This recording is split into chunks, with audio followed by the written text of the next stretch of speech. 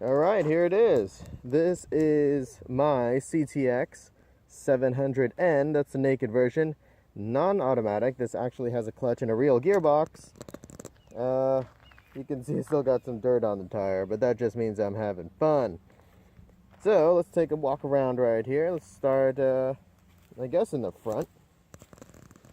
Single headlight. Turn signals light up. This is such an upgrade to my other bikes. Compared to the old KLR, the Ninja, and the Honda Rebel, this is pretty much space age.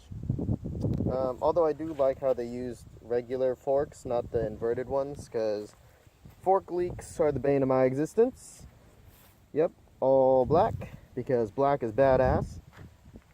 Now, this thing lists as a cruiser, although I'm going to tell you right now, it's got DNA from all of it. It's got tons of different stuff, and someone's passing by right now. From this angle, you can see I threw on my tank bag.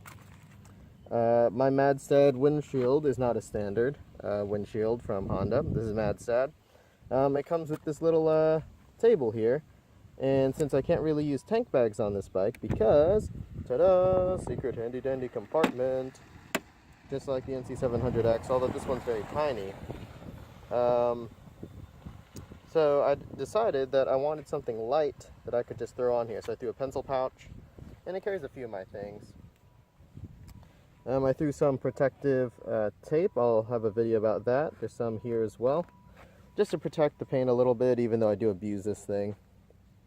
The guy I got it from was an older gentleman down in Daytona Beach.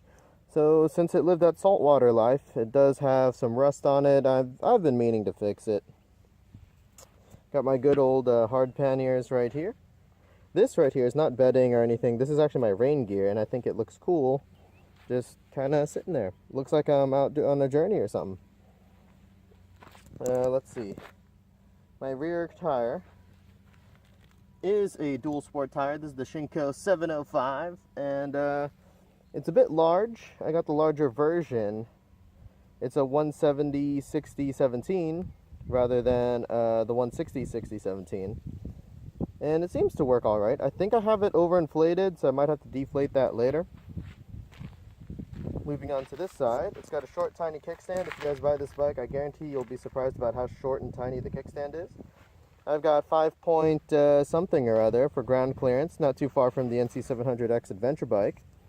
So, yeah, there it is.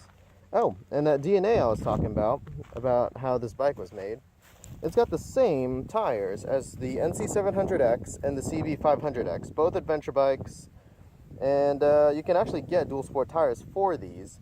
So if you want to build a scrambler, which is sort of kind of what I'm doing with this, it's not a bad idea. I'm just waiting for the front tire to wear out and then I'll change it. My rear tire was showing cord, so I changed that.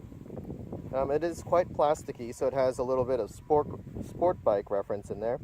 Its overall stance is a cruiser, seating position is a cruiser. It's got an inline twin engine, which is sport bike, but this is actually the Honda Fit engine cut in half. So it actually has a car engine in there. It's liquid cooled, so that is performance bike kind of levels.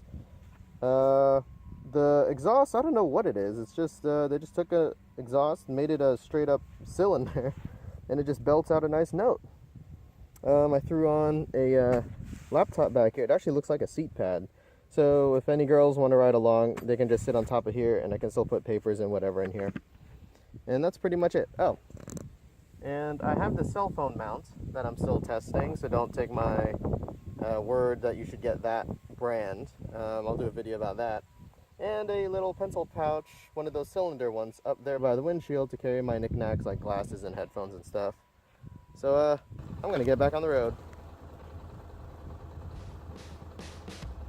Hey, hey, follow me low, down, down, follow me low, hey.